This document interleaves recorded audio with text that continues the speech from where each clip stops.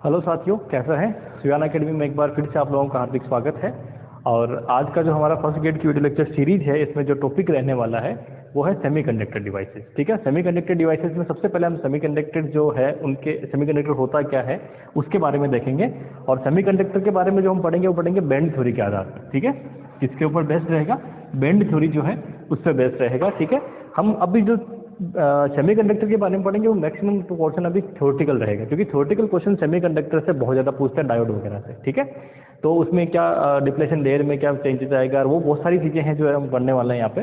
ठीक है, तो मैं अभी वही चीज़ यहाँ पे लेने वाला हूँ जो एग्जाम के पॉइंट ऑफ व्यू से इम्पोर्टेंट है। ठीक है, सेमीकंडक्टर अगर थ्योरेटिकल हम पढ़ना चाहें तो पूरा का पूरा एक जो है, आप चाहें तो पूरा मतलब 5 वीडियो 6 वीडियो सिर्फ सेमीकंडक्टर पे पढ़ सकते हैं। ठीक है, वो मैं उतना ही लगाऊंगा। हम सिर्फ वो पढ़ेंगे जो हमारे एग्जाम के पॉइंट ऑफ व्यू से जो है वो रहेगा इंपॉर्टेंट। और छोटी छोटी चीज़ें जो मैं पहले से ये मान के चल रहा हूँ कि वो आपको पहले से पता होंगी। ठीक है, तो सबसे पहले आते हैं कि सेमीकंडक्टर होता क्या है ना। ठीक है, सेमीकंडक्टर जो है वो है क्या, उस पर हम बात करते हैं। तो सेमीकंडक्टर की बात करते हैं किस पे? बैंड थ्योरी के आधार पर। ठीक है, तो बैंड थ्योरी में क्या होता है कि ये इस तरह से हम मानते हैं कि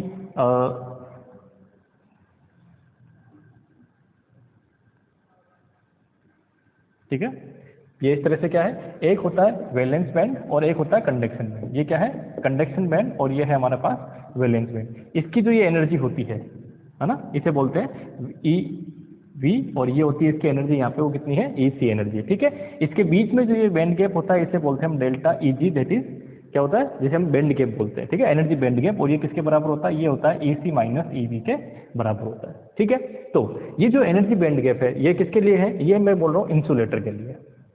तो इंसुलेटर होता है, उसके अंदर क्या होता है, ये एनर्जी बैंड गैप जो होता है ये तकरीबन 7 इलेक्ट्रॉन वोल्ट के आसपास का होता है। कितने इलेक्ट्रॉन वोल्ट के आसपास?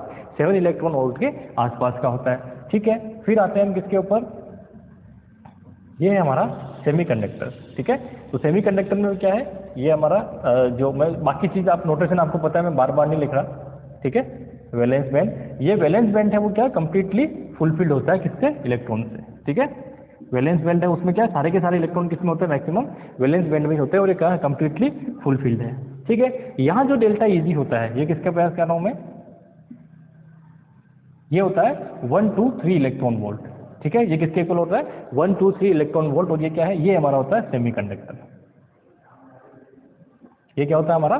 सेमीकंडक्टर। सेमीकंडक्टर में क्या इतनी एनर्जी होती है कि कुछ इलेक्ट्रॉन क्या होते हैं, यहाँ पहुंच जाते हैं। तो जैसे इलेक्ट्रॉन यहाँ पहुंचे तो यहाँ क्या हो जाएंगे? कुछ होल हो जाएंगे। ठीक है, इलेक्ट्रॉन क्या हो गए? यहाँ पहुंच जाएगी। अब ये एनर्जी कहाँ होती है? ये हम बात कर रहे हैं सनलाइट के केस में। ठीक है, अगर मान लीजिए यही केस होता है किस पे? 0 डिग्री केल्विन पे, तो 0 डिग्री केल्विन पे क्या होता है, ये जो है इसमें कन्वर्ट हो जाता है। ठीक है, तो 0 डिग्री केल्विन के ऊपर एक सेमीकंडक्टर क्या होता है? इंसुलेटर होता है।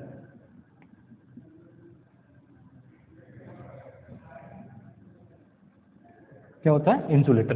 किस पे होता है? 0 डिग्री केल्विन पे। 0 डिग्री केल्विन के बाद जैसे जैसे हम टेम्परेचर राइज करते हैं वैसे क्या होता है, इसको एनर्जी मिलती है। एनर्जी कितनी मिलती है? E इक्वल टू के टी, जो एनर्जी है वो इन इलेक्ट्रॉन्स को मिलती है। अगर वो एनर्जी जो है इस एनर्जी गैप से ज़्यादा है तो क्या होगा? इलेक्ट्रॉन यहाँ पहुँच जाएंगे। और नॉर्मली सनलाइट के अंदर क्या होता है, इतनी एनर्जी मिल जाती है कि कुछ इलेक्ट्रॉन जो है वो ऊपर की ओर यानी कि इस कंडक्शन बैंड में पहुँच जाते हैं। और जैसे इलेक्ट्रॉन कंडक्शन बैंड में पहुँचते हैं तो क्या होता है, वो फ्री हो जाते हैं। और ये इलेक्ट्रॉन क्या होते हैं? फ्री होते हैं मूव करने के लिए। वैसे यहाँ क्या बच जाते हैं? होल, है ना। वो होल की बात हम बाद में करेंगे। तो कुल मिला के इस तरह से जो है हमारे पास क्या बन जाता है, ये जो है सेमीकंडक्टर जो है वो एक नॉर्मल टेम्परेचर, रूम टेम्परेचर पे क्या होता है? कंडक्टर होता है। इसकी कंडक्टिविटी क्या होती है? थोड़ी कम होती है बजाय की इसके कंडक्टर के, है ना। तो कंडक्टर में क्या होता है? कंडक्टर में जो है वो बड़ा स्पेशल केस होता है। इसके अंदर जो है ये ओवरलैपिंग होती है। ठीक है, इसमें क्या होती है? कंडक्टर के अंदर के बीच में एनर्जी जो बैंड गैप होता है वो कितना होता है? 0 होता है। ठीक है, तो उल्टा ई वी यहाँ और ई सी का होता है? नीचे होता है। तो जो एनर्जी बैंड गैप है वो कितना है? 0 है। कितना है एनर्जी बैंड गैप? 0। ये किसका केस है? ये सारी चीजें आप पहले पढ़ चुके हो ना। ये है हमारा कंडक्टर। ठीक है, कंडक्टर, सेमीकंडक्टर और इंसुलेटर, ये किसके आधार पर है? ये हमारा जो भी केस हम पढ़ रहे हैं बैंड थ्योरी के आधार पर। किसके आधार पर है? बैंड थ्योरी के आधार पर हमने ये पढ़ लिया है। ठीक है, नेक्स्ट सारी चीज समझ में आ गई। यहाँ कितना होता है? 7 इलेक्ट्रॉन के आसपास। तो इसका मतलब है इसको नॉर्मल रूम टेम्परेचर पे इन इलेक्ट्रॉन को इतनी एनर्जी नहीं मिल पाती कि वो यहाँ पहुँच सके।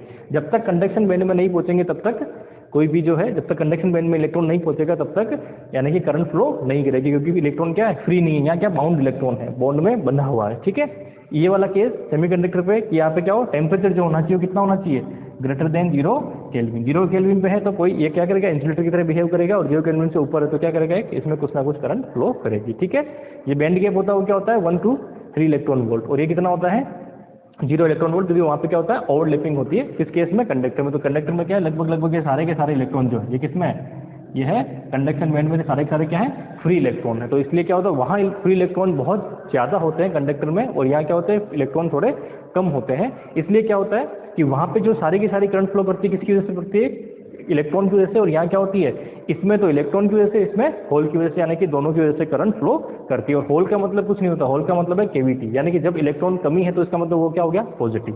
ठीक है, चलिए तो अब आते हैं हम लोग कि सेमीकंडक्टर टाइप्स कितने होते हैं। अभी ये थ्योरेटिकल में स्पीड से पढ़ा रहा हूँ क्योंकि आपको सारा पता है ना, बस ये जो मैं लिखवा रहा हूँ बोर्ड पे ये जरूर दिमाग में रखना कि एनर्जी बैंड गैप कितना होता है। ठीक है ना, चलिए नेक्स्ट जो है हमारे पास, नेक्स्ट रहेगा कि सेमीकंडक्टर है वो कितने टाइप के होते हैं। तो सेमीकंडक्टर होते हैं वो 2 टाइप के होते हैं। ठीक है, एक हो गया इंट्रिंसिक सेमीकंडक्टर जिसको नेज बोलते हैं, और दूसरा है हमारा एक्सट्रिंसिक सेमीकंडक्टर। ठीक है, तो फर्स्ट टाइप हमारा है वो है इंट्रिंसिक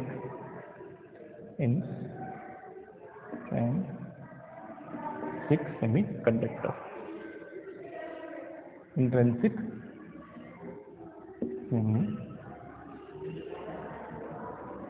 कंडक्टर।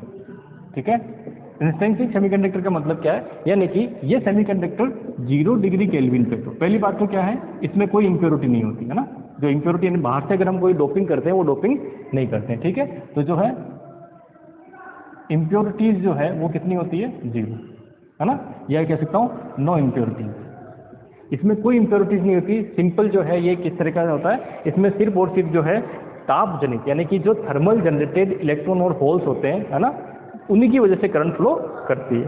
ठीक है, तो इसमें कैसा बनेगा, और नॉर्मली जो इसके एग्जाम्पल हम देखें तो क्या होता है, सिलिकॉन और जर्मेनियम। सिलिकॉन और जर्मेनियम जो है वो सेमीकंडक्टर वाला जो ना बैंड थ्योरी के आधार पे, उनमें कंडक्शन और जो वैलेंस बैंड है उनके बीच में जो एनर्जी बैंड गैप है वो कितना रहता है, 1 to 3 इलेक्ट्रॉन वोल्ट जो है वो रहता है ईजी, डेल्टा ईजी। तो किसमें होता है नॉर्मली सेमीकंडक्टर ये। ठीक है, इसके अलावा मिक्स भी हो सकते हैं, अलॉय भी हो सकते हैं, जैसे AS और उसके साथ में एक होता है GaAs, सॉरी हाँ GaAs, इसका भी क्या है सेमीकंडक्टर बन सकता है। ठीक है, तो नॉर्मली जो है बिना मिक्सर की बात करें तो सेमीकंडक्टर जो हम पढ़ने वाले हैं वो सिलिकॉन और जर्मेनियम है, बाकी कुछ ये भी है। और जब आप हायर एजुकेशन में जब जाते हैं यानी कि मास्टर डिग्री में, तो वहाँ पर direct semiconductor, direct semiconductor, band gap semiconductor और इनडायरेक्ट बैंड गैप सेमीकंडक्टर होता है, तो उसकी हम बात नहीं करेंगे, वहाँ तक हमें नहीं जाना है। ठीक है, हमें सिर्फ यहाँ तक ही रहना है कि सिलिकॉन और जर्मेनियम है मेनली, आप इन दो को ध्यान रखिए कि सिलिकॉन और जर्मेनियम जो है वो क्या है आपके नॉर्मल सेमीकंडक्टर होते हैं। ठीक है, चलिए अब इंट्रिंसिक का मतलब क्या है, इसका मतलब नेज अर्धचालक। नेज अर्धचालक का मतलब क्या है, हम बाहर से कोई अशुद्धि नहीं मिला रहे, कोई इंप्योरिटीज नहीं मिला रहे। ठीक है, उस केस में सिलिकॉन कैसा होगा, क्योंकि सिलिकॉन जो है वो क्या करेगा अपने चारों, तो उसके सिलिकॉन और जर्मेनियम दोनों में क्या है, अपने जो बाह्यतम कोश है, आउटर मोस्ट जो सेल है, उस आउटर मोस्ट सेल में कितने इलेक्ट्रॉन होते हैं, 4 इलेक्ट्रॉन होते हैं। तो इसका मतलब ये 5 वाले सिलिकॉन से क्या करेंगे, 4 इलेक्ट्रॉन से जो बंध बनाता है उसे बोलते हैं कोवैलेंट बॉन्ड, यानी कि उपसहसंयोजक बंध, सॉरी सहसंयोजक बंध जो है वो बनाता है। ठीक है, कोवैलेंट बॉन्ड बनाता है। तो ये इस तरह से क्या करेगा, 5 के सिलिकॉन से बॉन्ड बना लेता है। ठीक है, फटाफट रिकॉल करते हैं हम, ये आपको पता है, मुझे पता है ना। तो ये क्या होगा, इस तरह से इलेक्ट्रॉन यहाँ से ये बॉन्ड बना लेता है। इस तरह से आगे जो है बॉन्ड बनते रहेंगे। जब आप क्या करते हैं, ये कब की बात है, जब आप 0 डिग्री T = 0 डिग्री केल्विन पे है ना, कि कोई टेम्परेचर नहीं है, तो इसका मतलब आपके पास क्या इलेक्ट्रॉन सारे आपस में बंधे हुए हैं। जैसे ही आप टेम्परेचर को राइज करते हैं, ठीक है, अब इसी को वापस कर देता हूँ कि अब जो है temperature greater than 0 degree kelvin है, यानी कि रूम टेम्परेचर की अगर मैं बात करूँ तो क्या होगा, इस इलेक्ट्रॉन को मान लीजिए इतनी एनर्जी मिल गई, E = kT एनर्जी आपको मिल गई, जिसकी वजह से क्या हुआ, ये यहाँ से फ्री हो गया, फ्री होके और कहाँ पहुँच गया, कंडक्शन बैंड में पहुँच गया। ठीक है, और यहाँ का बस क्या बच गया, एक होल बच गया, क्या बच गया, एक होल बच गया। ठीक है, अब क्या होगा कि जैसे ही आप इसके ऊपर कोई भी पोटेंशियल लगाएंगे तो इलेक्ट्रॉन क्या करेगा, इलेक्ट्रिक फील्ड के अपोजिट डायरेक्शन में मूव करेगा, और होल क्या करेगा, आगे होल कैसे मूव करेगा, ये इलेक्ट्रॉन हो सकता है यहाँ जाए तो होल यहाँ पहुँच जाएगा, ये इलेक्ट्रॉन यहाँ जाएगा तो होल यहाँ पहुँच जाएगा, ऐसे करके होल क्या करेगा, इसमें पूरे उसमें मूव करेगा। ठीक है, तो यहाँ से क्या बना, इलेक्ट्रॉन होल पेयर, क्या बनता है इसके अंदर, इलेक्ट्रॉन होल पेयर। और ये क्या है, ताप जनित यानी कि थर्मल जनरेटेड है। कौन सा इलेक्ट्रॉन होल पेयर है? Thermal generated electron hole pair. तो इसका मतलब जितने इलेक्ट्रॉन होंगे उतने क्या होंगे? होल होंगे। तो यहाँ से मैं एक चीज़ और डिफाइन करूंगा n, और एक डिफाइन करूंगा स्मॉल p। ठीक है, ये क्या है? ये है नंबर ऑफ इलेक्ट्रॉन, है ना, ये है नंबर ऑफ होल और ये नंबर ऑफ इलेक्ट्रॉन। कौन से? पर यूनिट वॉल्यूम। ठीक है, पर यूनिट वॉल्यूम में number of hole, sorry number of electron और नंबर ऑफ होल। ठीक है, और हमेशा जो होगा इन दोनों का मल्टीप्लीकेशन किसके बराबर होगा? इस इंट्रिंसिक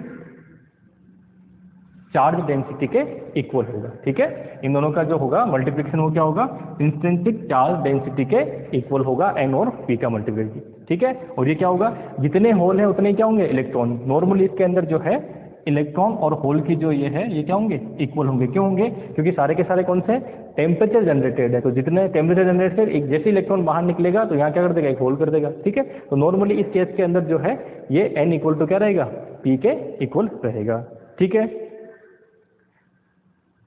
ये क्या है? इलेक्ट्रॉन कंसंट्रेशन, और जैसे क्या है? Hole concentration. इसको क्या बोलते हैं? Intrinsic charge concentration. ठीक है, कंसंट्रेशन कैसे? यह क्या ले रहे हैं? पर यूनिट वॉल्यूम के अंदर। वो आपको क्वेश्चन में सेमी क्यूब में भी दे सकते हैं। वॉल्यूम क्या होगा भाई? या तो मीटर क्यूब में या सेमी क्यूब में। तो सेमी क्यूब में भी दे सकते हैं, मीटर क्यूब में भी दे सकते हैं। उस क्वेश्चन के अकॉर्डिंग हम उसको सॉल्व करेंगे। ठीक है, तो आपको ध्यान रखना है क्या है? चार्ज कंसंट्रेशन, ये किसकी है? होल की। ये सॉरी ये किसकी? इलेक्ट्रॉन की। ये किसकी है? होल की। और ये दिमाग में रखना थ्योरेटिकल क्वेश्चन कि नेज यानी कि इंट्रिंसिक सेमीकंडक्टर में ये दोनों क्या होंगे? इक्वल होंगे नंबर ऑफ, है ना। ठीक है, क्यों? क्योंकि किससे जनरेट हो रहे हैं? टेम्परेचर से जनरेट हो रहे हैं। ठीक है, चलिए, और जैसे जैसे टेम्परेचर राइज करेंगे वैसे वैसे क्या होगा? अब देखिए यहाँ से एक क्वेश्चन और हो जाएगा आपका थ्योरेटिकल, लिख लेना कि टेम्परेचर राइज करने पे, ठीक है, टेम्परेचर को जब आप राइज करेंगे तो कंडक्टिविटी क्या होगी?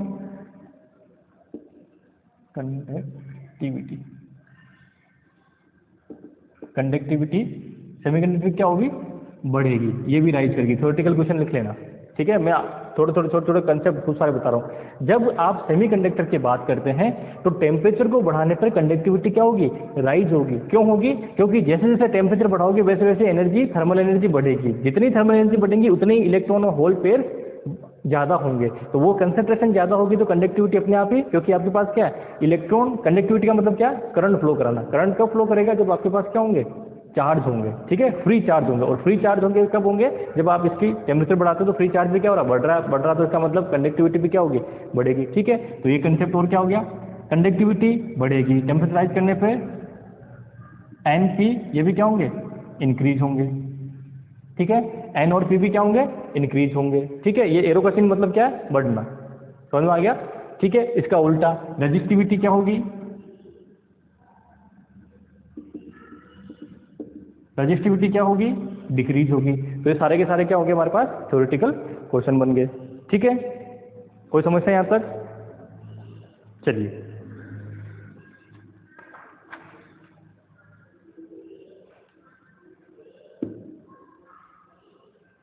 ठीक है, लगभग सारे कंसेप्ट इसमें आ गए। तो ये कौन सा हमारे पास? इंट्रिंसिक सेमी कंडक्टर हो गया। ठीक है, नेक्स्ट अब आते हैं एक्सट्रिंसिक सेमी कंडक्टर पे।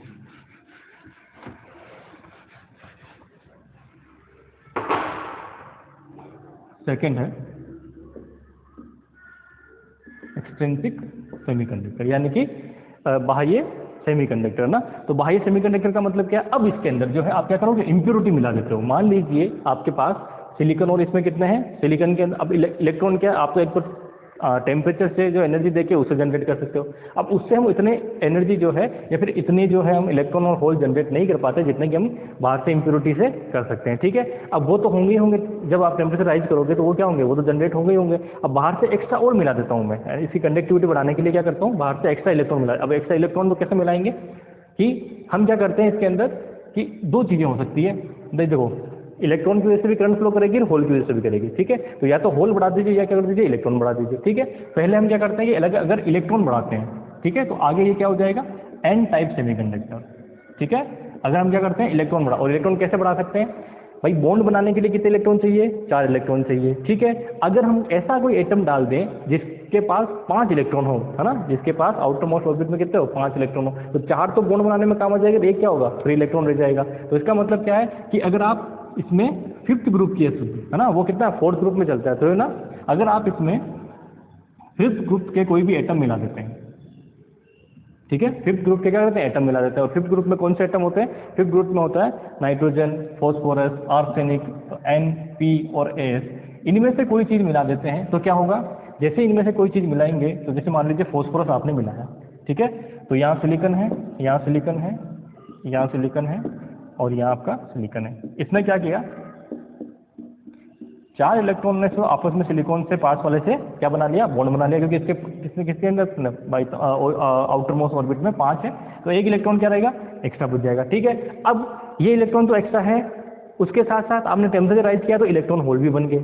ठीक है, तो इसका मतलब क्या हुआ, इसका मतलब ये हुआ कि जो इलेक्ट्रॉन होल, और मैं क्या कह रहा हूँ, इलेक्ट्रॉन होल जो जनरेट होंगे टेम्परेचर से वो क्या होंगे, इक्वल होंगे। दिमाग में रखना, इलेक्ट्रॉन और होल टेम्परेचर जनरेट होंगे वो इक्वल होंगे, तो ये तो ऑलरेडी है, प्लस ये एक इलेक्ट्रॉन एक्स्ट्रा, तो इसका मतलब क्या हुआ, इस वाले केस के अंदर नंबर ऑफ इलेक्ट्रॉन क्या रहेंगे, ज़्यादा रहेंगे, यानी कि एन टाइप में क्या होंगे, नंबर ऑफ इलेक्ट्रॉन जो है वो ज़्यादा रहेंगे। ठीक है, क्यों, क्योंकि आपके पास टेम्परेचर जनरेट इलेक्ट्रॉन है और दूसरा आप अशुद्धि से जो मिला रहे हैं, इम्प्योरिटी से जो मिला रहे हैं, वो इलेक्ट्रॉन और ज़्यादा है। ठीक है, लेकिन जो हमने वो इक्वेशन बनाई थी, ठीक है, वो इक्वेशन कभी चेंज नहीं होगी, यानी कि एन एन पी एन, ये मैं क्यों लिख रहा हूँ, एन टाइप में इलेक्ट्रॉन कंसंट्रेशन, एन टाइप में होल कंसंट्रेशन, ये ऑलवेज जो है इसी फॉर्मूले के इक्वल चलेगी। इस फॉर्मूले में कोई चेंजेस नहीं होगा, यानी कि, है ना, इस फॉर्मूले में कोई चेंजेस नहीं होगा। ये फॉर्मूला उसके लिए भी वैलिड है तो इसके लिए भी क्या है, वैलिड है। क्यों, क्योंकि जैसे ही आप इलेक्ट्रॉन और होल जब इसमें टेम्परेचर से बनेंगे तो कुछ क्या होगा, रिकॉम्बिनेशन होगा, और इस वाले केस में जो है आपके एन एन जो है, मैं इसको यहाँ लिखता हूँ, एन एन जो है वो ग्रेटर देन किससे होगा, एन पी से, तो इसलिए एन ये ज़्यादा है तो इन्हें बोलेंगे मेजोरिटी जो चार्ज कैरियर, और ये क्या होंगे, माइनॉरिटी चार्ज कैरियर। लिख लेना, ये क्या है, मेजोरिटी चार्ज कैरियर, और ये क्या होंगे, माइनॉरिटी चार्ज कैरियर। माइनॉरिटी क्यों, क्योंकि नंबर में क्या है, कम है, और ये नंबर में ज़्यादा है। तो मैक्सिमम जो करंट फ्लो करेगी वो किससे करेगी, इससे करेगी। ठीक है, आगे समझ में, ये कौन सा है हमारे पास, एन टाइप सेमीकंडक्टर। अब इसका मान लीजिए डायग्राम बनाना अपने को, अगर बैंड थ्योरी का डायग्राम पूछ लेते हैं तो बैंड थ्योरी का डायग्राम कैसे होगा, ये हमारे पास वैलेंस में, ठीक है, तो इसमें क्या है, यहाँ होल जो है वो तो बनेंगे ही बनेंगे, यहाँ उसके अकॉर्डिंग इलेक्ट्रॉन बनेंगे। ठीक है, लेकिन उसके साथ साथ क्या होगा, यहाँ पे जो है हम अशुद्धि बना रहे हैं, उस अशुद्धि की वजह से क्या होंगे, ये इलेक्ट्रॉन जो है वो भी रहेंगे, वो इसमें ऊपर चले जाएंगे बहुत कम एनर्जी के साथ ही। ठीक है, तो ये कौन सा है, ये किसकी वजह से आया, एक ये जो एनर्जी इसमें क्या बोलते हैं कि ये जो एनर्जी डायग्राम के अंदर जो हमारे पास लेवल आया है, सॉरी एनर्जी जो लेवल आया है, ये लेवल किसकी वजह से आया, ये अशुद्धि की वजह से, यानी कि इम्प्योरिटी की वजह से क्या होगा, और वो इलेक्ट्रॉन कहाँ होंगे, कंडक्शन बैंड के, क्योंकि इलेक्ट्रॉन है तो किसके पास होंगे, कंडक्शन बैंड के पास होंगे। तो ये हमारे पास क्या बनेगा, इसका डायग्राम बन जाएगा। ठीक है, अब ये किसकी वजह से है, तो ये हमारे पास जैसे ई सी था, ये ई डी होगा और ये ई वी होगा। ई डी का मतलब डोनर, है ना, तो ये क्या कर रहा है, डोनेट कर रहा है इलेक्ट्रॉन को। ठीक है, तो ये क्या होंगे, डोनर अगर हम इसमें मिला देते हैं अशुद्धि तो क्या होगा, इस तरह से आपकी इक्वेशन बन जाएगी, और इसमें ये क्या रहेंगे, ज़्यादा रहेंगे, और कुछ क्या करेंगे, इलेक्ट्रॉन और होल जो आपस में रिकम्बाइन हो जाएंगे। ठीक है, चलिए, तो कुल मिला के ये आपकी पास क्या बन जाएगी, इक्वेशन बन जाएगी। ठीक है, तो यहाँ से अगर मैं इसको एन एन को थोड़ा सा और चेंज कर सकता हूँ कि एन एन को मैं एक चीज़ बोलता हूँ एन डी फॉर डोनर। ये क्या है, एन डी फॉर डोनर। तो अगर ये एन डी है तो यहाँ से मुझे अगर पी एन निकालना है कि यानी कि ये कितने होंगे, तो मैं इसमें फाइंड आउट कर सकता हूँ। कैसे फाइंड आउट कर सकता हूँ कि मेरे पास P N is equal to क्या हो जाएगा, N I square divided by N D. ठीक है, ये फॉर्मूला, इस पर न्यूमेरिकल क्वेश्चन आने के चांसेस पूरे रहते हैं। ठीक है, ऐसे ही हम चलेंगे उसके अंदर, तो इस पे न्यूमेरिकल क्वेश्चन आने के चांसेस पूरे हैं, क्योंकि इसको मैं क्या नया नाम दे रहा हूँ, एन डी फॉर डोनर, है ना। इसका मतलब क्या है, number of electron N type में, number of holes P type में, है ना, कंसंट्रेशन के फॉर्म में, है ना। ठीक है, आगे समझ में यहाँ से कोई प्रॉब्लम नहीं है। चलिए, थ्योरेटिकल जो भी चीज़ें हैं वो सारी कवर करके चल रहे हैं अपन, है ना। नेक्स्ट,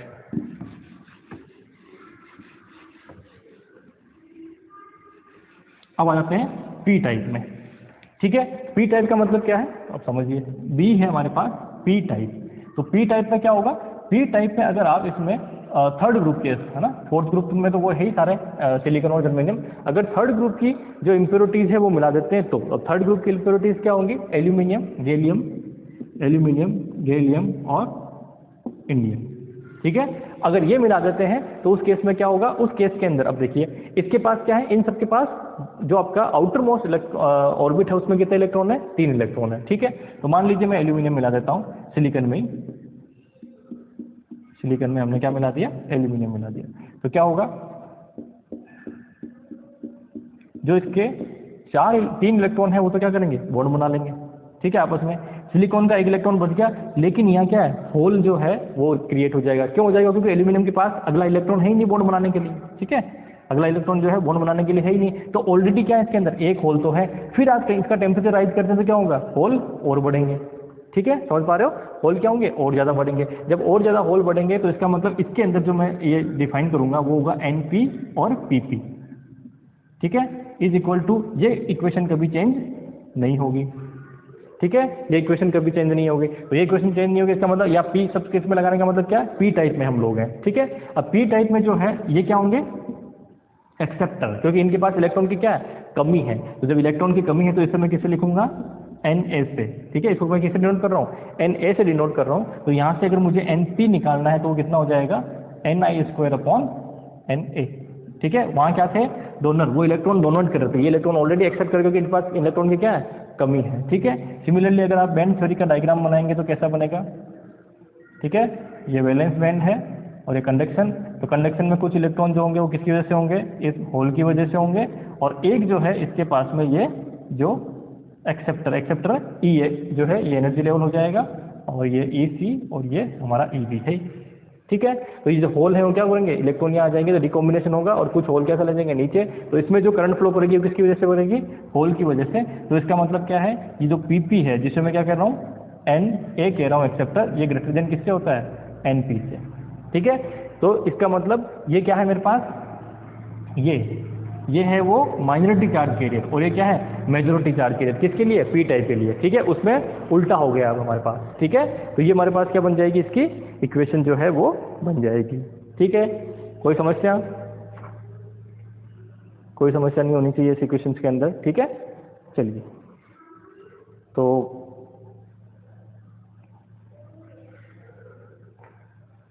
देख लीजिए, अब जो है मैं एनर्जी लेवल वाले जो क्वेश्चंस है वो देखो, वो हाई लेवल पे चले जाएंगे। अगर हम नेट के एग्जाम की प्रिपरेशन करेंगे तो जरूर हमें एनर्जी लेवल वाले क्वेश्चन पे जाना चाहिए, लेकिन वहाँ पे एनर्जी लेवल के मुझे नहीं लगता कि यहाँ से कोई आपको एनर्जी लेवल वाले क्वेश्चन पे जाना चाहिए वैसे, क्योंकि इलेक्ट्रॉन जो होते हैं वो क्या होते हैं, उनकी स्पिन कितनी होती है, हाफ। तो जिनकी भी स्पिन हाफ होती है वो उसको फॉलो करते हैं, स्टैटिस्टिक्स को, वो करते हैं फर्मी डिराक स्टैटिस्टिक्स को, ठीक है। तो जो फर्मी डिराक स्टैटिस्टिक्स है उसका जो फॉर्मूला है, हम फर्मी डिराक को अलग से पढ़ेंगे, है ना।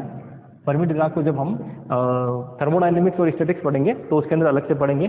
फिर भी क्योंकि यहाँ उसका यूज़ होगा तो हम क्या करते हैं, क्योंकि फर्मी लेवल में बार बार बोलूँगा यहाँ पे ना, तो उसकी स्टैटिस्टिक्स का जो वो डिस्ट्रीब्यूशन फंक्शन होता है, वो डिस्ट्रीब्यूशन फंक्शन क्या होता है, वो होता है 1/1 + एक्सपोनेंशियल E - EF/kT, ठीक है। ये EF क्या है, ये फर्मी लेवल, और ये फर्मी लेवल का मतलब क्या है, तो अगर मान लीजिए, ठीक है, अगर मान लीजिए आपके पास ये हो जाए कि T = 0 पे, है ना, T = 0 केल्विन की अगर मैं बात करूं तो T = 0 केल्विन पे E फर्मी क्या होगा, T = 0 केल्विन की अगर मैं बात करूं तो 0 केल्विन पे E फर्मी कितना हो जाएगा, यानी कि E, ये, हाँ सॉरी उल्टा लिख दिया मैंने, इस वाले केस के लिए। तो इस वाले केस के लिए क्या हो जाएगा, ये कितना आएगा, T = 0 पे, जैसे 0 रखोगे ये कितना आ जाएगा, 0 का भाग दोगे तो इनफाइनाइट, है ना। इनफाइनाइट के अंदर जो है सॉरी एक सेकेंड, है ना, ये इस वाले केस के लिए, क्यों, क्योंकि देखो T = क्या होगा, जैसे 0 रखोगे कितना आ जाएगा, 0 का भाग इसमें दोगे तो यहाँ देखिए क्या आएगा, -इनफाइनाइट। क्यों आएगा, क्योंकि देखो यहाँ से ये अगर इसमें अगर ये ग्रेटर देन होगा, E फर्मी अगर E से ग्रेटर देन होगा तो उस केस में क्या होगा, E फर्मी जब E से ग्रेटर देन होगा यहाँ क्या आएगा, माइनस। तो इक्वेशन क्या बन जाएगी इस केस के लिए, कि जो हमारा E फर्मी है वो हो जाएगा 1/1 + -इनफाइनाइट, ठीक है। तो एक्सपोनेंशियल -इनफाइनाइट, तो एक्सपोनेंशियल -इनफाइनाइट किसके बराबर होगा, इसके, और ये किसके बराबर हो जाएगा, 1/∞ = 0 के, ठीक है। तो इसका मतलब ये कितना हो जाएगा, 0, है ना।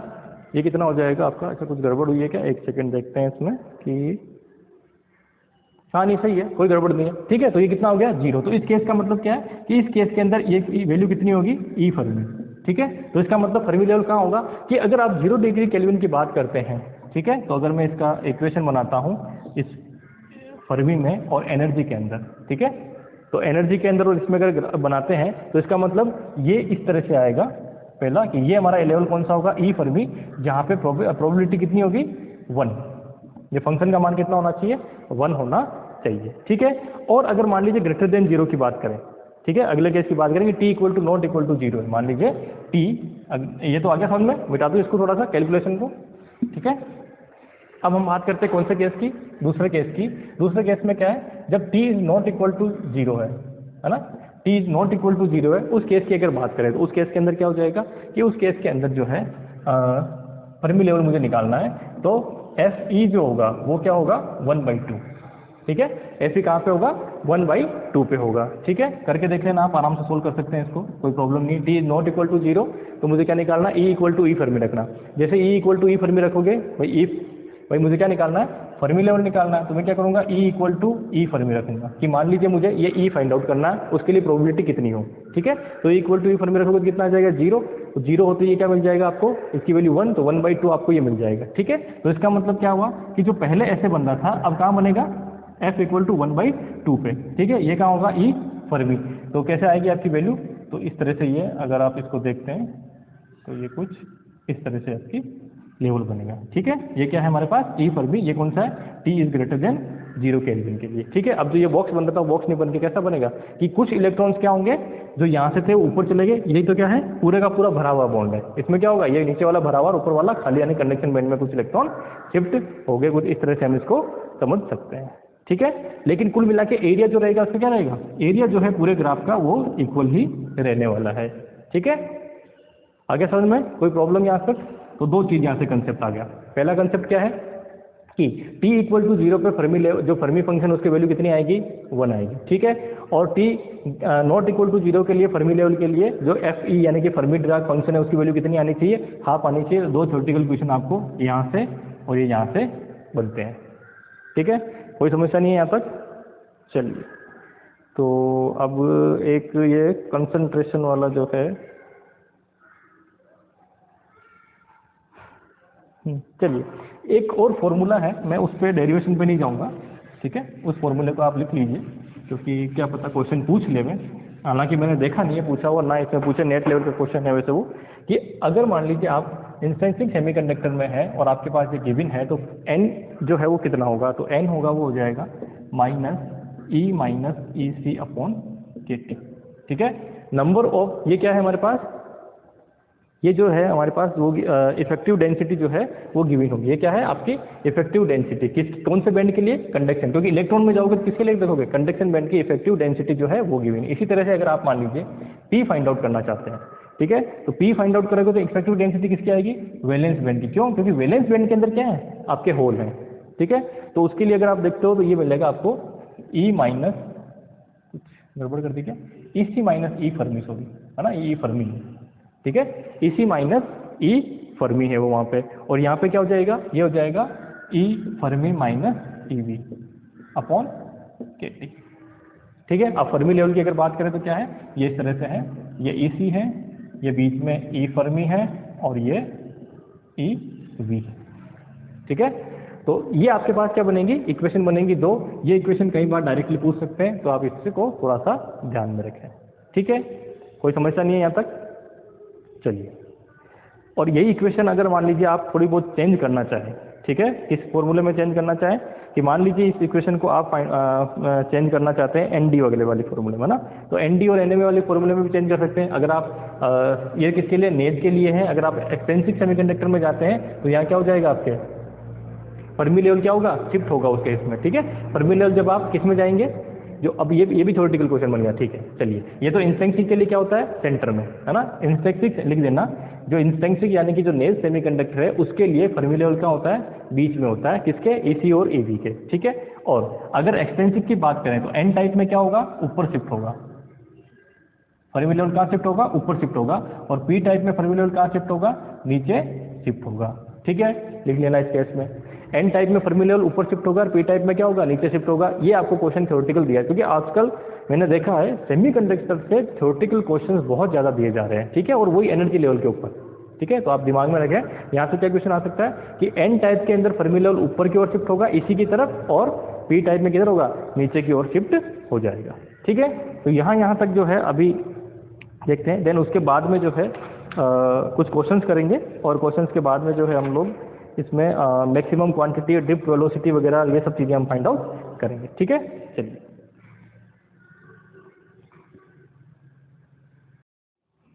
तो अभी तक जो हमने पढ़ा है उस पर कुछ हम एक दो क्वेश्चन ले लेते हैं, ठीक है।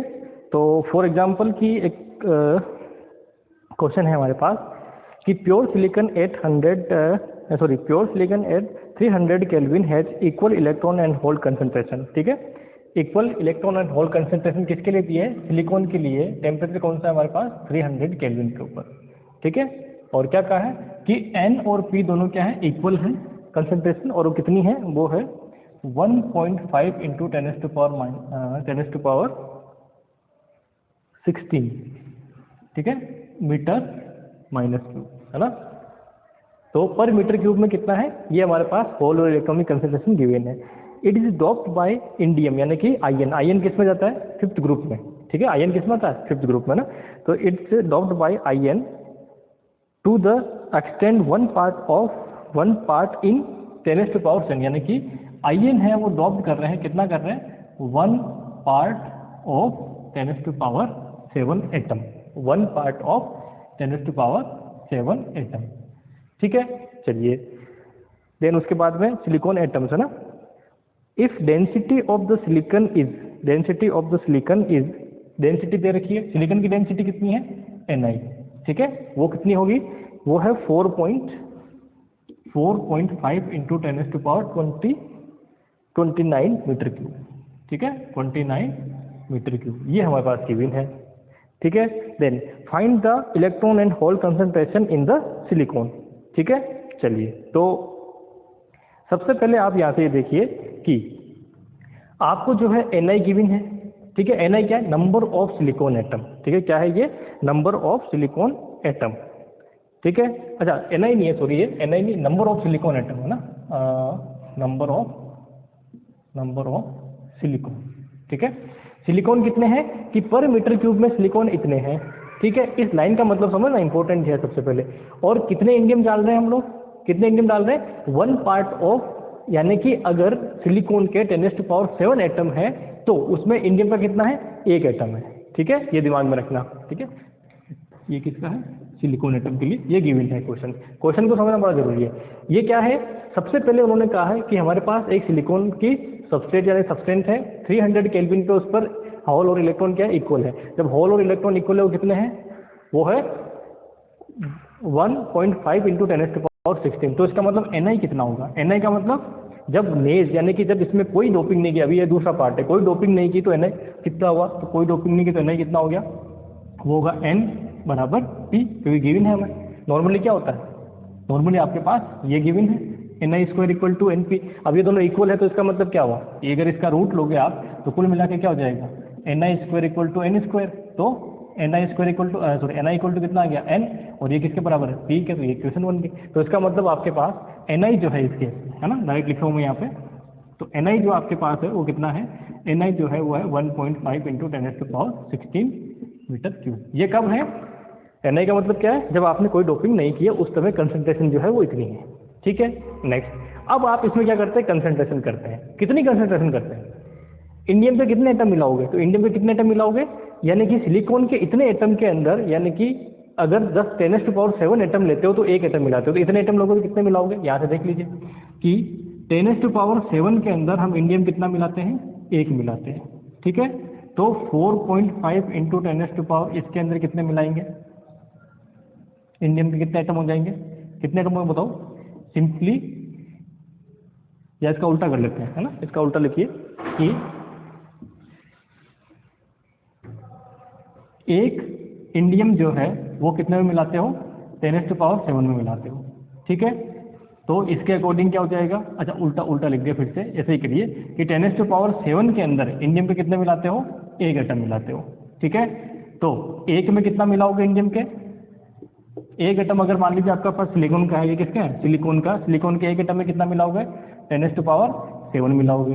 तो 4.5 इंटू 10 टू पावर 29 में इंडियम में कितने एटम मिलाओगे? तो 1 इंटू 10 टू पावर 7 और मल्टीप्लाई में,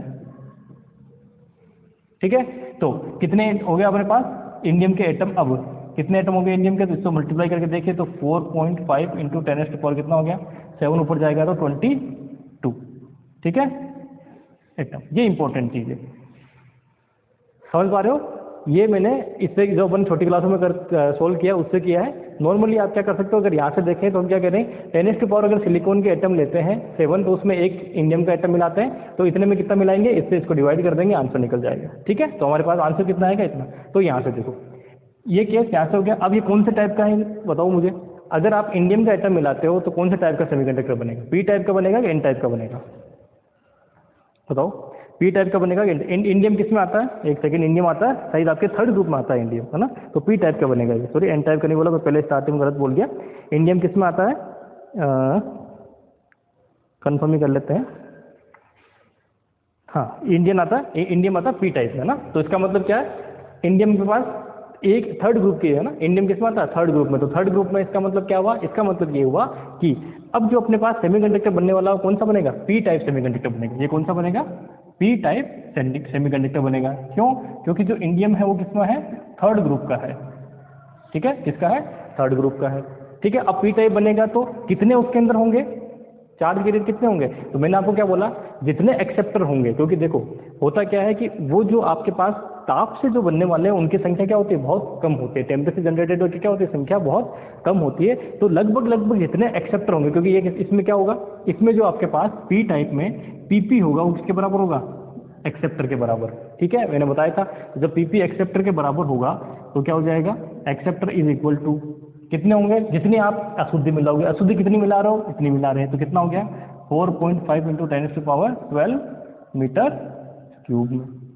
ठीक है, पर मीटर क्यूब में कितने हो जाएंगे, इतने तो आपके पास क्या हो जाएंगे, एक्सेप्टर हो जाएंगे। अब दोनों वो कितने होंगे, पीपी आ गया। अब क्या देखना, एनपी, यानी कि माइनॉरिटी चार्ज के रेट कितने होंगे। तो हमारे पास माइनॉरिटी चार्ज के रेट कितने होते हैं, ni²/na। तो ni² कितना होगा, इसका स्क्वायर करिए, इसका स्क्वायर करेंगे कितना आ जाएगा, पहले इसको 15 में कन्वर्ट कर लो, 15 का स्क्वायर करेंगे तो 225 यानी कि 2.25।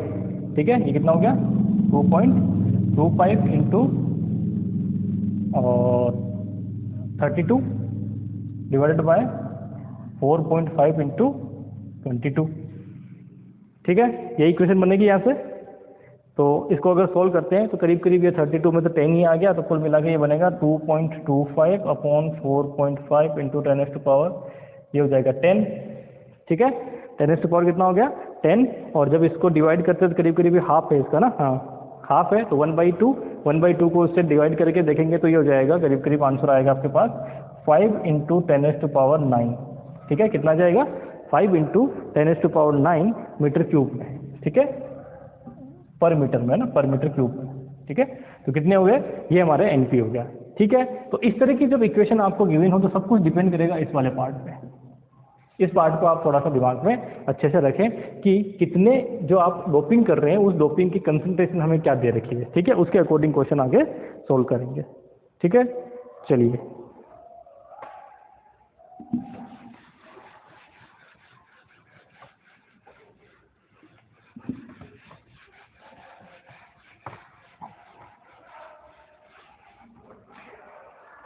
ठीक है, अब सिंपल ऐसे क्वेश्चन होंगे। देखो मैं एक ही क्वेश्चन को बार बार नहीं कराऊंगा, ऐसे क्वेश्चन बहुत सारे हैं जिसमें सिर्फ और सिर्फ क्या कंसंट्रेशन चेंज करूँ। अगली बार क्या हो जाएगा, मैंने कह दिया कि इंडियम की जगह क्या मिला दिया, फास्फोरस मिला दिया। ठीक है, तो फास्फोरस मिला दूंगा तो कौन सी बनेगी, कौन सा टाइप बन जाएगा, एन टाइप बन जाएगा। एन टाइप बन जाएगा तो वहाँ से क्या होगा, अब क्वेश्चन में सिर्फ न्यूमेरिकल वैल्यू चेंज होनी, एन टाइप बन जाएगा तो क्या होगा, डोनर होगा। डोनर किसके बराबर हो जाएगा, जो आपको संख्या दी गई उसके बराबर डोनर होगा, जो कि आपकी एनटी हो गया वो फाइंड आउट कर लोगे। वो किसके बराबर हो गया, जो हम इम्प्योरिटी मिला रहे हैं उसके, है ना। दोनों किसके बराबर हो जाएंगे, इम्प्योरिटी के बराबर।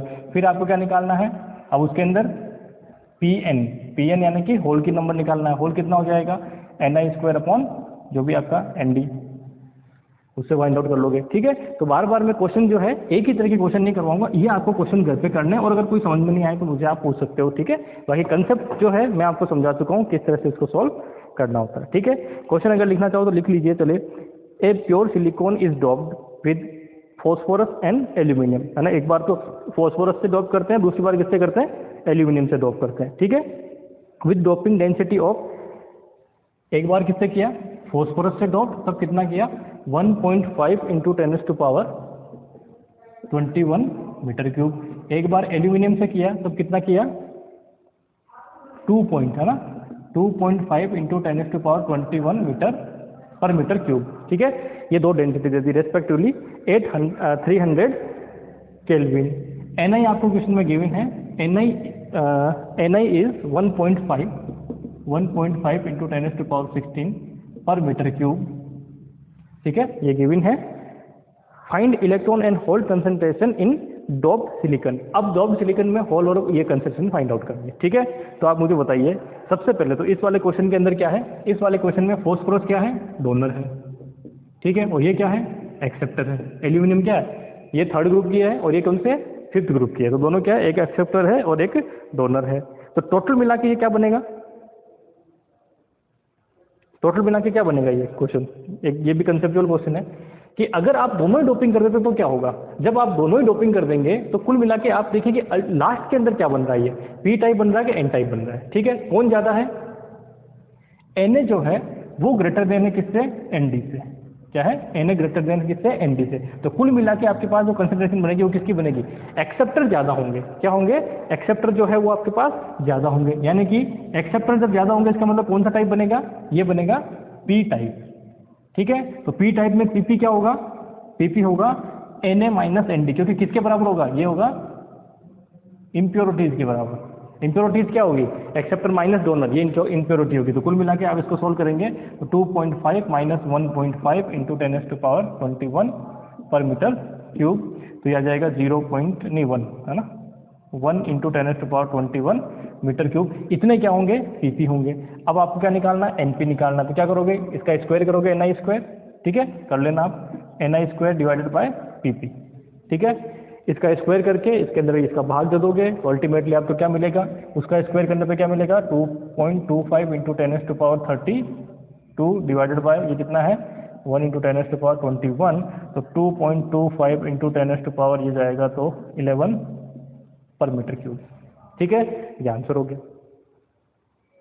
ठीक है, और अल्टीमेटली कौन सा बनेगा, पी टाइप बनेगा। बस इस तरह के क्वेश्चन भी आपको एक अलग कंसेप्ट है, क्योंकि दोनों इम्प्योरिटी हो गई तो हम क्या करेंगे, वो क्वेश्चन हमें यहाँ दे दिया है। ठीक है, आगे समझ में। तो ये जो क्वेश्चन है ये इम्प्योरिटीज के मैं आपको करवा चुका हूँ और ये क्वेश्चन आने के चांसेस हैं, क्योंकि अब आपको जरूरी नहीं है कि सीधा सीधा फॉर्मूला पूछे, ये क्वेश्चन भी दे सकते हैं, है ना। चलिए नेक्स्ट जो है अब इसके अंदर, अब जो है सेमीकंडक्टर के अंदर दो तरह की करंट होगी, एक होगी ड्रिफ्ट करंट और एक होगी डिफ्यूजन। ठीक है, तो पहले ड्रिफ्ट पे चलते हैं, देन उसके बाद हम चलेंगे किस पे, डिफ्यूजन पे। ठीक है, तो आप लिखिए इसमें ड्रिफ्ट करंट।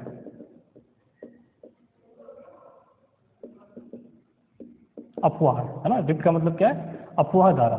अब अफवाह धारा कब, जब किसी सेमीकंडक्टर के ऊपर आप क्या करते हैं, मान लीजिए सेमीकंडक्टर की कोई सबस्ट्रेट आपने ली है, कोई है सिलिकॉन की, इस तरह से जो भी है, पी टाइप एन टाइप, उसकी बात हम बाद में करेंगे। ठीक है, हो सकता है नॉर्मल वाले केस ही हम उसकी बात कर ही नहीं रहे। इस पे आपने क्या किया है, यहाँ से ये एल लेंथ की रोड है, इस पे आपने एक पोटेंशियल लगाया है इसके ऊपर। ठीक है, तो पोटेंशियल लगाने पे क्या होगी, इसमें करंट फ्लो हो जाएगी। ठीक है, पोटेंशियल लगाने पे क्या हो जाएगी, एक करंट फ्लो हो जाएगी।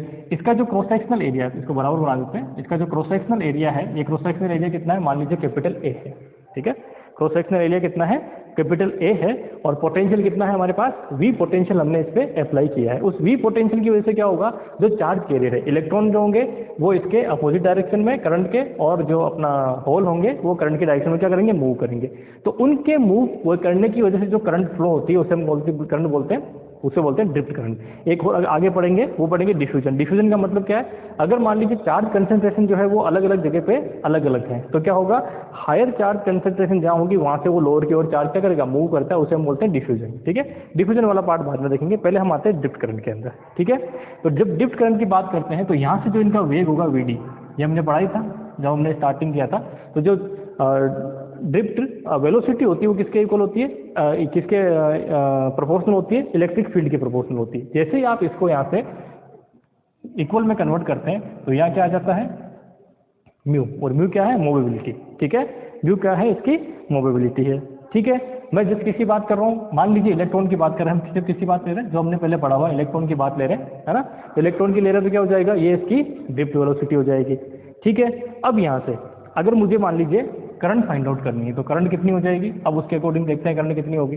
ठीक है, करंट क्या होता है, चार्ज अपॉन, करंट क्या होता है, चार्ज अपॉन टाइम। ठीक है, अब चार्ज कितना होगा, तो यहाँ पे एक चीज और मैं गिवन देता हूँ, वो है एन। एन क्या है, ये है इलेक्ट्रॉन कंसंट्रेशन। इलेक्ट्रॉन कंसंट्रेशन का मतलब क्या है? नंबर ऑफ इलेक्ट्रॉन पर यूनिट वॉल्यूम।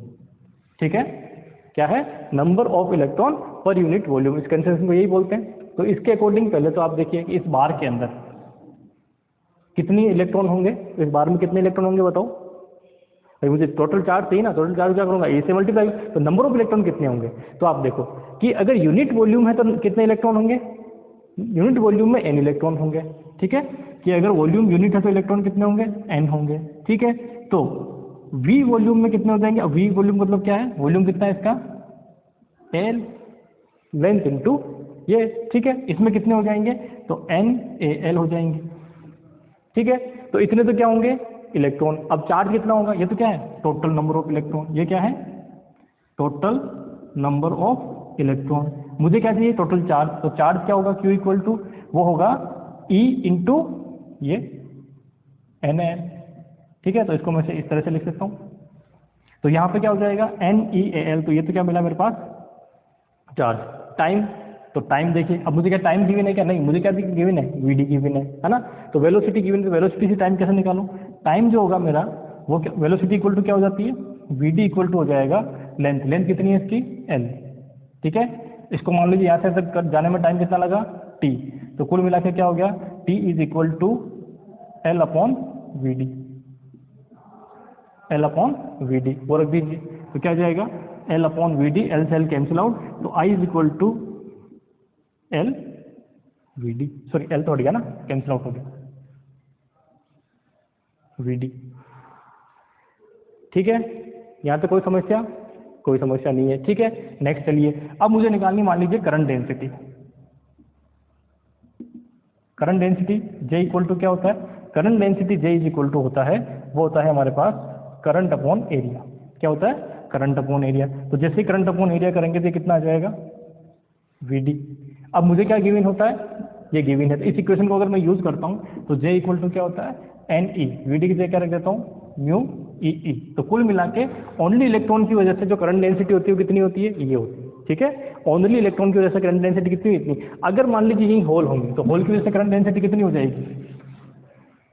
ठीक है, होल की वजह से करंट डेंसिटी देखूंगा तो ये किसकी वजह से, इलेक्ट्रॉन की वजह से। ऐसे ही होल की वजह से देखूंगा तो सिर्फ इसमें क्या होगा, यहाँ आ जाएगा P, क्योंकि होल की करंट डेंसिटी की, सॉरी होल की जो कंसंट्रेशन है वो कितनी होती है, P होती है, यानी कि पर यूनिट वॉल्यूम में नंबर ऑफ होल कितने हैं, P है। ये चार्ज कितना होता है, होल पे भी E होता है, उसका जो है ये क्या होगा म्यू, मोबिलिटी उसकी क्या होगी, अलग होगी, गतिशीलता क्या होगी उसकी, अलग होगी। ठीक है, इलेक्ट्रिक फील्ड आप वही भी लगा E लगा रहे हो, तो टोटल जो डेंसिटी होगी किसी सेमीकंडक्टर के लिए। ठीक है, फॉर सेमीकंडक्टर J क्या होगा, Je प्लस Jp, इन दोनों का, या Jp प्लस, ऐसा लिख देते हैं Jp प्लस Je, यानी कि होल और इलेक्ट्रॉन दोनों की वजह से जो डेंसिटी है उन दोनों का सम होगा। ठीक है, तो कर दीजिए सम, तो E mu P E is plus Ne mu P ई। ठीक है, तो यहाँ से क्या होगा E और E ये कांस्टेंट आ गया, तो mu P plus N mu E. ठीक है, ये क्या बनी हमारे पास, ये बना हमारे पास J। अब J से एक और इक्वेशन बनती है कि J इज इक्वल टू क्या होता है, सिग्मा E। तो यहाँ से अगर मैं देखूँ तो सिग्मा इक्वल टू क्या हो जाएगा, सिग्मा इक्वल टू हो जाएगा J अपॉन E, तो E से इसको डिवाइड करेंगे तो क्या बन जाएगा E U P plus N। तो ये क्या है कंडक्टिविटी, और ये आपको जो है दिमाग में हमेशा रखनी है। ये क्वेश्चन आपसे डायरेक्टली पूछा जा सकता है कि कंडक्टिविटी कितनी होगी।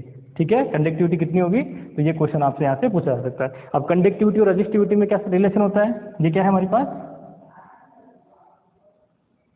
कंडक्टिविटी। अब कंडक्टिविटी और रजिस्टिविटी में क्या रिलेशन होता है, तो आप यहाँ से आइए,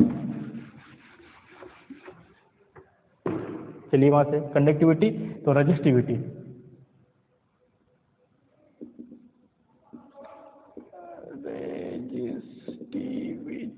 resistivity rho is equal to 1 upon sigma. ठीक है, तो rho is equal to 1 upon sigma, तो उसका उल्टा कर दीजिए, तो 1 upon E P mu P plus N mu E. ठीक है, ये क्या होगी, इसकी रजिस्टिविटी हो जाएगी। ठीक है, हो गया। अब अगर मान लीजिए एन टाइप की हम बात करें तो एन टाइप में क्या होता है, एन टाइप के अंदर आपके पास N is equal to donor के इक्वल। ठीक है, एन इक्वल टू किसके होता है, डोनर के इक्वल। और दूसरी बात क्या है कि जो आपका एन एन है ना, जो एन एन है वो क्या होता है, ग्रेटर देन होता है पी एन के, यानी कि उसमें होल की कंसंट्रेशन का कोई लेना देना होता ही नहीं इतना। ठीक है, तो उस केस में सिग्मा कितना हो जाएगा, उस केस में सिग्मा आपके पास सीधा सीधा किसकी वजह से होगा, सिर्फ डोनर की वजह से होगा। तो इसका मतलब क्या होगा कि ई, ठीक है, और एन की जगह एन डी म्यू ई, बस ये हो जाएगा, खत्म। पी वाला उसमें पोर्शन आएगा ही नहीं। सिमिलरली अगर पी टाइप की बात करें तो पी टाइप में क्या हो जाएगा, पी टाइप के अंदर जो आपका पी पी होता है वो किसके बराबर है, एक्सेप्टर के बराबर है। ठीक है, और उस केस में क्या होता है, उस केस में पी पी जो है वो ग्रेटर देन क्या होता है, एन पी के। ठीक है, उस समय जब आप पी टाइप की बात करते हो तो सब कुछ किसकी वजह से होता है, होल की वजह से होता है, इलेक्ट्रॉन की वजह से क्या होता है, कोई भी वैल्यू आपको नहीं मिलती है। उस केस में जो सिग्मा आपको मिलेगा वो सिग्मा कितना हो जाएगा, वो हो जाएगा ई एन ए और म्यू पी। ठीक है, ये चीज़ आप दिमाग में रखिए। और नॉर्मली एक कंसेप्ट मैं आपको बताता हूँ, जो म्यू ई है वो क्या होता है, नॉर्मली ग्रेटर देन होता है किससे, म्यू पी से। ठीक है, क्योंकि होल भारी होता है बजाय कि इलेक्ट्रॉन के। ठीक है, होल क्या होता है, भारी होता है बजाय कि इलेक्ट्रॉन के। ठीक है, इसलिए इसकी मोबिलिटी क्या होती है, होल की कम होती है, इलेक्ट्रॉन की ज़्यादा होती है। तो चालकता किसकी होगी, एन टाइप की चालकता पी टाइप से ज़्यादा होती है। इसलिए नॉर्मली हम क्या करते हैं, जब ट्रांजिस्टर लेते हैं तो एनपीएन लेते हैं, न कि पीएनपी। क्या लेते हैं, पीएनपी की बजाय कौन सा लेते हैं, एनपीएन ट्रांजिस्टर लेते हैं, क्योंकि इसकी कंडक्टिविटी क्या होगी, ज़्यादा, क्योंकि उसमें चार्ज कैरियर कौन है, होल है। ठीक है, जब ट्रांजिस्टर पढ़ेंगे तब उसको देखेंगे। ठीक है, फिर मैं आपको बता देता हूँ, क्योंकि ये कंडीशन नॉर्मली होती है कि इलेक्ट्रॉन की जो गतिशीलता है वो क्या होती है, होल की गतिशीलता से ज़्यादा होती है। इसलिए जो है हम नॉर्मली कौन सा यूज़ करते हैं, एनपीएन जो है वो ट्रांजिस्टर यूज़ करते हैं। ठीक है, आगे समझ में यहाँ तक कोई समस्या नहीं है। चलिए, अब यहीं से जो है एक और क्वेश्चन बनता है जो मैंने इस साल देखा था कॉलेज लेक्चर के एग्जाम में, उसकी बात मैं कर लेता हूँ। और वो एग्जाम में क्या पूछा था कि मैक्सिमम जो है ये कंडक्टिविटी क्या होगी, है ना, मैक्सिमम कंडक्टिविटी है वो क्या होगी उसकी बात करते हैं। तो कंडक्टिविटी क्या थी, कंडक्टिविटी अगर मैं यहाँ से देखूँ तो ये थी N E mu N plus और पी ई म्यू पी, ये थी। ठीक है, अब मैं क्या निकाल रहा हूँ यहाँ पे, मैक्सिमम कंडक्टिविटी ना, टॉपिक लगा लेना, मैक्सिमम कंडक्टिविटी। ये क्वेश्चन अभी इसमें आया था ना, उसकी बात मैं करता हूँ, फॉर्मूला आया था डायरेक्टली, है ना। तो मैक्सिमम कंडक्टिविटी होने का मतलब, अब मान लीजिए इस इक्वेशन में मैं ये कर सकता हूँ कि मैंने ये पढ़ा N I square equal to क्या होता है, एन पी, तो मैं पी को रिप्लेस कर देता हूँ, है ना। तो ये क्या होगा, N I square by N. जैसे ही पी को रिप्लेस करेंगे ये इक्वेशन आपकी बन जाएगी कुछ इस तरह की, पी हो जाएगा हमारे पास N I square by N, क्योंकि सारी इक्वेशन हमने किस में बना दी, सारी की सारी इक्वेशन जो है हमने एन में बना दी है। ठीक है, दो वेरिएबल नहीं रखे, अब हमारे पास क्या एक वेरिएबल है, कौन सा वेरिएबल, एन। तो हम क्या करते हैं, जब भी हम मैक्सिमा और मिनिमा निकालते हैं तो क्या करते हैं, किसी भी फंक्शन का जब मैक्सिमा मिनिमा निकालते हैं तो पहले डिफरेंशिएशन को किसके बराबर रखते हैं, जीरो के बराबर, पढ़ा आपने ये, वही करना है। ठीक है, तो आप क्या करिए, D sigma upon D N करिए। ठीक है, अब ये क्यों किया, क्योंकि हमारे पास एक वेरिएबल होना चाहिए। अगर यहाँ अगर इसको मैं डिफरेंशिएट कर रहा हूँ तो पी को किसके रेस्पेक्ट में करता है, इसलिए मैंने इसको इस इक्वेशन में कन्वर्ट किया है। यहाँ से देखेंगे तो क्या हो जाएगा, एक बार डिफरेंशिएशन, ये क्या बनेगा, 1 अपॉन ये ऊपर जाएगा। ठीक है, तो n टू द पावर -1 का करोगे तो इंटीग्रल क्या मिल जाएगा, डिफरेंशिएशन सॉरी, एन स्क्वायर ई म्यू पी, बाकी सब तो कांस्टेंट है। ठीक है, क्या मिलेगा, एन स्क्वायर, ये आपके पास इक्वेशन मिल जाएगी। ठीक है, तो यहाँ से एन स्क्वायर की वैल्यू निकालते हैं, तो एन स्क्वायर बराबर क्या हो जाएगा, यहाँ से देखिए, पहले तो इसको उधर भेज दीजिए तो पॉजिटिव हो जाएगा, इसको किसके बराबर रखना है, जीरो के बराबर, है ना। फर्स्ट डेरिवेटिव किसके बराबर रखना है, जीरो के बराबर, जीरो के बराबर रख देंगे तो ये इस तरफ लेके जाइए उसको। ठीक है, तो ये ई से ई क्या होगा, कैंसिल आउट हो जाएगा कॉमन आके जीरो में से। ठीक है, अच्छा मैं पूरा शॉर्ट में चलता हूँ, अभी यहाँ पे कन्फ्यूजन हो सकता है, तो आप तो ऐसा करिए, इसको जीरो के बराबर रख दीजिए। ठीक है, जैसे ही जीरो के बराबर रखेंगे तो ये क्या हो जाएगा, N I square mu P upon N square is equal to, ठीक है, यहाँ तक तो ठीक है। अब ई से ई क्या हो गया, कैंसिल आउट हो गया, इसको इस तरफ ले आइए, तो N I square equal to क्या हो जाएगा, ये इधर आएगा, ये इधर आएगा, तो ये हो जाएगा mu P upon mu N N I square. ठीक है, तो n इक्वल टू कितना हो जाएगा, तो n इक्वल टू हो जाएगा mu P over mu N root N I. ठीक है, ये आपको क्या मिलेगी, ये मिलेगी इक्वेशन नंबर 1 दे दीजिए, इसको इक्वेशन नंबर 2। अब मुझे क्या फाइंड आउट करना था क्वेश्चन में, सिग्मा फाइंड आउट करना है। तो सिग्मा इक्वल टू क्या हो जाएगा, इस इक्वेशन की वैल्यू को यहाँ रख दीजिए, ठीक है। तो सिग्मा इक्वल टू क्या हो गया, N E mu N plus N I square by N, अच्छा एन की वैल्यू है ना ये, सॉरी एन की ये वैल्यू गिवन है, तो एन की वैल्यू रख देते हैं अपन यहाँ पे। एन की वैल्यू कितनी है, तो रूट में mu P over mu N N I square, ठीक है। साथ में क्या आ रहा है, ये ई म्यू एन प्लस इधर क्या है, N I square E mu P तो है ही, डिवाइड के अंदर ये आ रहा है, ठीक है। तो डिवाइड में ये आ रहा है तो क्या होगा, ये उलट जाएगा, ठीक है। जब इसको उलट दोगे, कहाँ गया वो, ये वाली, तो ये क्या होगा, एन आई नीचे चला जाएगा, ये ऐसा हो जाएगा। तो यहाँ क्या आ जाएगा, म्यू एन म्यू पी और डिवाइड में क्या आ जाएगा, एक एन आई आ जाएगा, क्योंकि सिंगल एन आई आएगा, ठीक है। और यहाँ पे भी एक सिंगल एन आई चल रहा है ना ये। अब इस इक्वेशन को सोल्व करिए, तो यहाँ से क्या मिलेगा, इस रूट से ये कैंसिल आउट होगा, ठीक है। तो यहाँ कितना बचेगा, ऊपर में ये बचेगा mu N mu P E N I, ठीक है। यहाँ जाइए, इस एक एन आई से एक एन आई ये कैंसिल आउट हो जाएगा, इस म्यू पी से ये कैंसिल आउट होगा, तो क्या बनेगा, रूट में mu N mu P E और एन आई, ठीक है। तो कुल मिला के क्या बन गया, 2 टाइम्स ऑफ ई, सॉरी इसको ऐसे लिख देता, अच्छा दिखता है दिखने में, एन आई ई और रूट के अंदर म्यू एन म्यू पी, ये होती है मैक्सिमम कंडक्टिविटी। ये क्या है, सिग्मा मैक्स। तो मैक्सिमम कंडक्टिविटी क्या होती है, ये वाली जो है आपके पास सिग्मा मैक्स जो है वो आपको मिलेगी 2 टाइम्स ऑफ ई एन या एन आई ई रूट में म्यू एन म्यू पी, ठीक है। इस क्वेश्चन को अब दूसरे तरीके से आपको करके लाना घर से, है ना। मैं देता हूँ कि ये सिग्मा को मैं दूसरा क्या लिख सकता हूँ, इस बार मैं पी में लिखता हूँ इसको, तो पी में लिखूंगा तो क्या हो जाएगा, N I square by P E mu N plus P E mu P, ठीक है। अब आपको क्या फाइंड आउट करना है इसके लिए, कि D sigma upon D P find out करना है, उसको 0 के बराबर रखना, वहाँ से आपको पी की वैल्यू मिलेगी, उस पी की वैल्यू को इस इक्वेशन में रख देना, ठीक है। और आप जैसे इस इक्वेशन में रखोगे, आप देखोगे जस्ट आपको इक्वेशन जो मिलेगी कौन सी मिलेगी, फिर से यही मिल जाएगी, ठीक है। तो ये क्या हुई आपकी मैक्सिमम कंडक्टिविटी, ठीक है। क्वेश्चन अगर आता है कर सकते हैं, कोई बहुत बड़ी बात नहीं है, बता दो इसको। एक न्यूमेरिकल क्वेश्चन कर लेते हैं, देन उसके बाद नेक्स्ट वीडियो पे डीप वेलोसिटी पढ़ेंगे, ठीक है। तो यहाँ है कि the following data are given for the intrinsic gallium at 300 kelvin, that is n i is equal to 2.4 into 10⁻19 per metre cube, और mu e is given to 0.39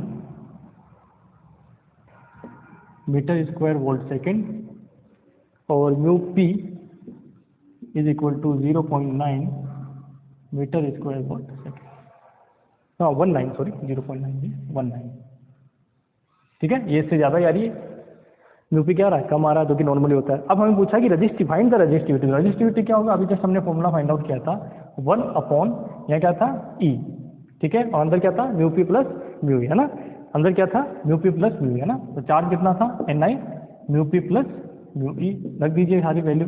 तो 1 अपॉन एन आई कितना है 2.4 इंटू 10⁻19, ई कितना होगा 1.6 इंटू 10⁻−19, ठीक है। ये कितना हो जाएगा 0.39 प्लस 0.19, ठीक है। इसको सोल्व करेंगे, 19 से 19 कैंसिल आउट, इसको मल्टीप्लाई कर लेंगे, तो मैं डायरेक्टली आपको सोल्व करके लिख देता हूँ। ये जो इक्वेशन बनेगी ये बनेगी 4.2 इंटू 1.6 998, ये होगा 58, ठीक है। और इसको जब आप मल्टीप्लाई करके सोल्व करके लिखेंगे तो आपको वैल्यू मिलेगी 0.44 ओम पर मीटर, ओम मीटर सॉरी, पर मीटर क्या, रेजिस्टिविटी है ना, ओम मीटर, ये आपको क्या मिल जाएगी, रेजिस्टिविटी मिल जाएगी, ठीक है। तो ये आपका क्या होगा, इसका आंसर तो सिंपल सा है, आपको कैलकुलेशन करनी है, सिर्फ ये फॉर्मूला याद होना चाहिए। अक्सर ये क्वेश्चन हम छोड़ के आते हैं, क्यों छोड़ के आते हैं, क्योंकि हम इस फॉर्मूले पे ज़्यादा ध्यान, जैसे ऐसे क्वेश्चन आते हैं ना एनआई करके थोड़ा लेंथी सा क्वेश्चन आता है, तो अपन उसको क्या है कि जल्दी जल्दी में अरे यार इसको नहीं करेंगे बाद में करेंगे, जबकि वो सबसे ईजी क्वेश्चन होता है। जब भी सेमीकंडक्टर में ऐसे क्वेश्चन आते हैं वो ईजी क्वेश्चन होते हैं, ठीक है। ये जो क्वेश्चन है ये डायरेक्टली पूछा गया था कॉलेज लेक्चर के एग्जाम में, तो आपको डायरेक्टली पूछा जा सकता है, ठीक है। तो आज के लिए इतना ही काफ़ी है। अब जो ड्रिफ्ट वगैरह है वो हम कल देखेंगे, सॉरी डिफ्यूजन करंट जो है वो कल देखेंगे, और उसके बाद डिफ्यूजन करंट के बाद हम चले जाएंगे सीधा सीधा पीएन जंक्शन में। ठीक है, चलिए, थैंक यू वेरी मच।